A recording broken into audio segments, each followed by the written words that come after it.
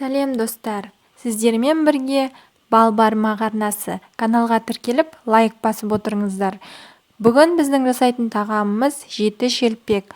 Ол үшін бізге сүт 250 грамм, су 100 грамм. Мен екеуін бірге қосып салып жібердім. Шекер 3 шай қасық, тұз жарты қасық.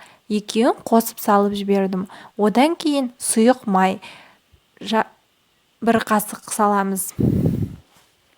Сұйық майдың жартысын алып қаламыз. Және де 1 шай қасық ашытқы саламыз. Әбден араластырамыз. Енді 600 грамм електен өткізілген ұнымызды саламыз. Және де отқа майымызды қыздырып қоюды ұмытып кетпейік, достар. Орташа отта қызып тұра берсін.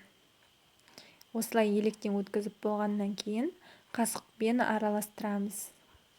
Қасықпен барлығы біркелкі араласқаннан кейін барып, қолмен илей бастаймыз. Нанымыз біріккеннен кейін қалған шемішкіміздің майын құйып жібереміз.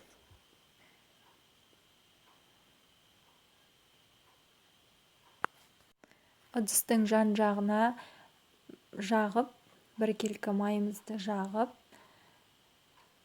нанымыздың үстін бастырып, әбден басқаннан кейін бетін ас пленкасымен жауып, 1 сағаттай көтерілгенше тындырып қоямыз. 1 сағат тынып тұрған қамырымызды алып, басып жібереміз. Және де үстеліміздің үстін майлап жіберуді ұмытпайық. Және де оқтауымызды майлап жіберейік. Осы қамырымызды 1/7 бөлікке бөлеміз. Және де осы 7 бөлікті жаймендеп жаза береміз. 7-уін бірдей жазып алғаннан кейін бетін кеуіп кетпес үшін жауып қойып, пленкамен жауып қойып, біртіндеп отқа пісіріп аламыз.